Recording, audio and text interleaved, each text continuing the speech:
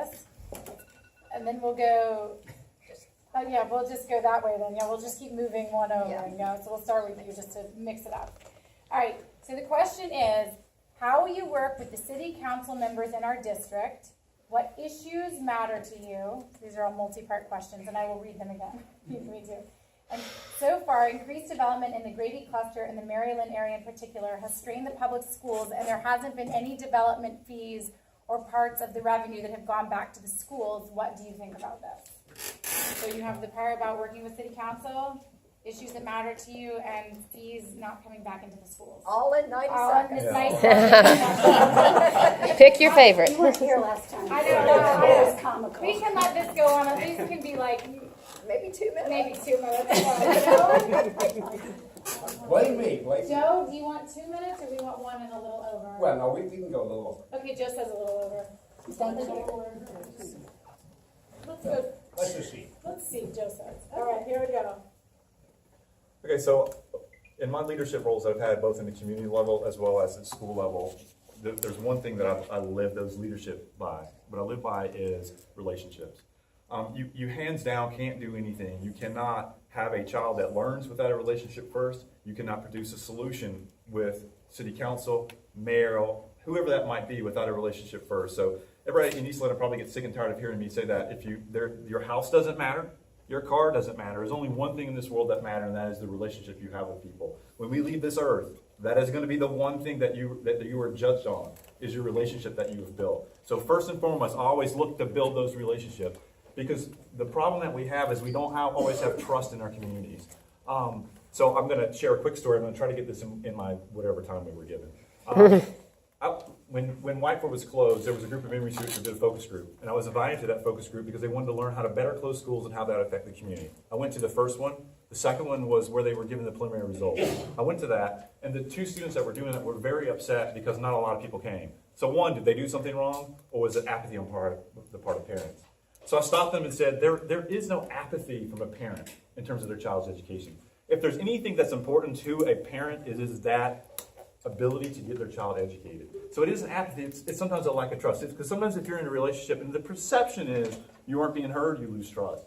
Sometimes if the perception is you're doing things that are against what I think is best, you lose trust. So first and foremost, to go to your question, is I build relationships. I built relationships with my city council member that I work with today in terms of the East Atlanta Community Association. And then I work with other leaders within the cluster as well as NPU, because I hold roles in all of those.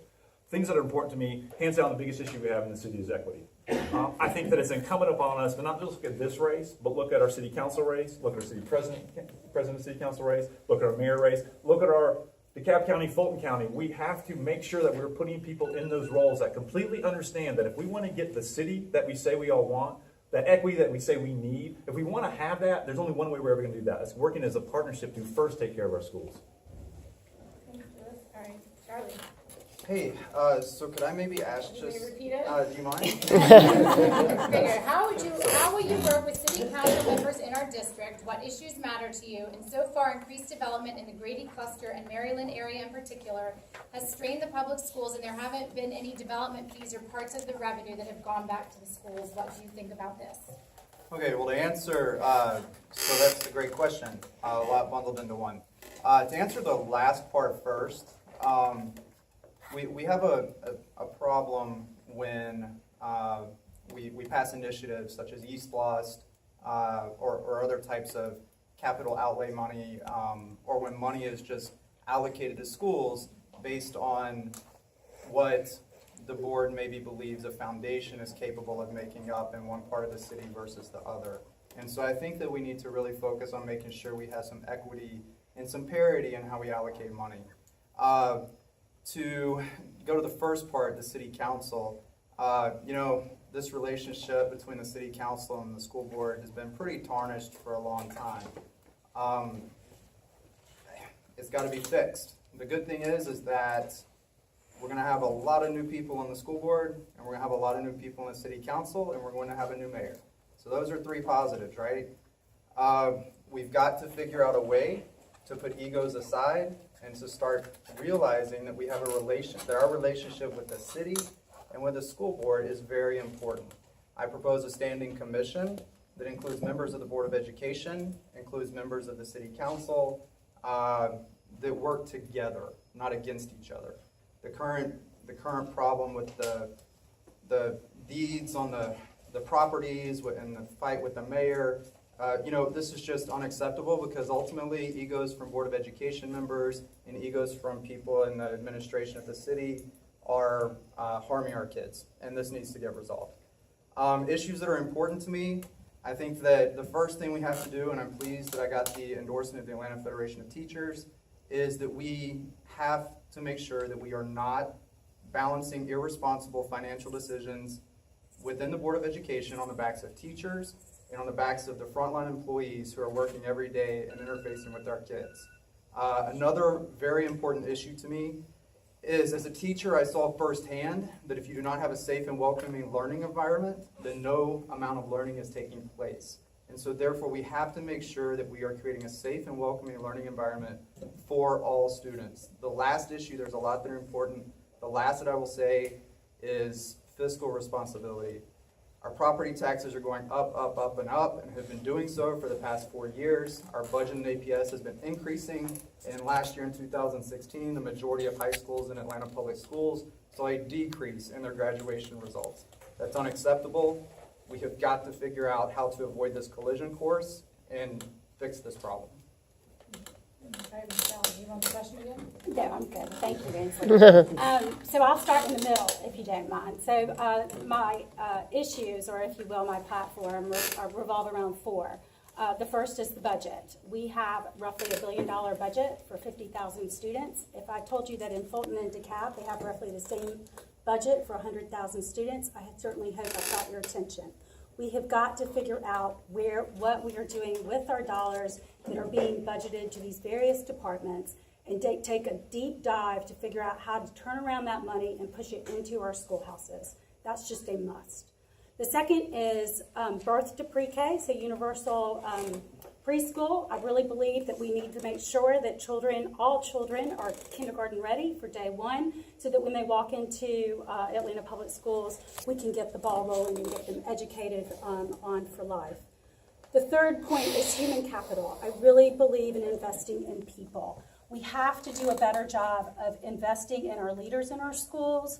We have to do a better job of investing in the clusters leadership that support our schools and their clusters and their frameworks. We have to find great leaders for all of our schoolhouses, invest in our teachers, help them understand that teaching is a profession, not a job, provide them with professional development, the latest methodologies, encourage them for continuous improvement to better themselves like any other profession that we respect, a doctor, a lawyer, an accountant, go down the line, right? We have to do a better job in Atlanta Public Schools of managing our human capital. And then the fourth one is technology. If we are going to have students who are going to be ready for the 21st century work environment, we have to do a better job of integrating technology as part of student learning, and also to support our teachers with real-time assessment and being able to move children quicker who might need remediation, and again, those quicker who need to be further pushed in that higher level. And you can do that when you have good technology and good training for your teachers, and you can see those real-time assessments working for you. With respect to the city and the school, of course, I think it's obvious that the mayor and the superintendent, the city council, and the Board of Education have to do a better job of working together. An immediate initiative would be for us to work on this universal preschool from birth to pre-K throughout the city. The Department of Education has no framework that we have to follow, so we could literally go to every cluster and say, what's going to work in your neighborhood, and turn to using our city leverage, our school board dollars, private partnerships, and come to the table in every community and find what works. Does it need to be free childcare for learning and birth to pre-K, or can come up with some affordable options for families that will work in certain communities? But this can be work that can be done and really turn around the relationship between all these entities. And then with respect to all this development and how it's impacted schools or that are yet not impacted schools, there must be a better way if we are going to try to absorb the density that is around us, to have some sort of tax that goes back to our capital expenditures to help improve our buildings. We do know, we're thankful that King's gotten a beautiful renovation, was out there this past weekend. It's really lovely, and that their pool's back in use. But look at the Grady cluster. Grady High School needs tremendous help. Okay, Yeah. I'm done. I'm done with that. So anyways, thank you. Boy, we packed a lot in that question. First of all, with reference to relationships between city government and APS, we have a standing commission. I've been serving on it since 2014, and it includes members of the city council and members of the Atlanta Public Schools Board. Natalie Archibald has actually sat on that committee. We have done great work on that committee. We've exchanged information. This is the first time that there's ever been an opportunity for board members and council members to just sit and exchange information. We have worked together on issues of truancy, on issues of juvenile justice, on issues on summer programs and school to work programs. So I think that in that committee, we have actually made progress. Certainly, we have much work to do. I will say that's a two-way street, and you have to have somebody on the other side in City Hall who is more interested in being collaborative than being competitive. I think that's about as delicately as I can put that. I have also served at the county level on the Fulton Commission Chair's Smart Justice Commission, which works in issues of restorative justice and social justice within the city-county framework, and that's been really exciting as well. I do want to point out a couple of things, and that is that with reference to property taxes, we have not raised the millage rate. Neither this board nor, in fact, the previous board have raised the millage rate. However, we have had a 13-point increase in our graduation rate just from 2014 to 2016. Those results from 2017 aren't out yet. They should be out late this month or early next month, and I am looking forward to those being very exciting. I think we've done a good job with East Blost. We're spending $114 million of the current SPLOST in the Grady cluster to remedy those capacity issues within the Grady cluster, including the new Howard building for middle school, a significant renovation of 18 classrooms and 3 labs at Grady High School, plus renovations to elementary schools in the system.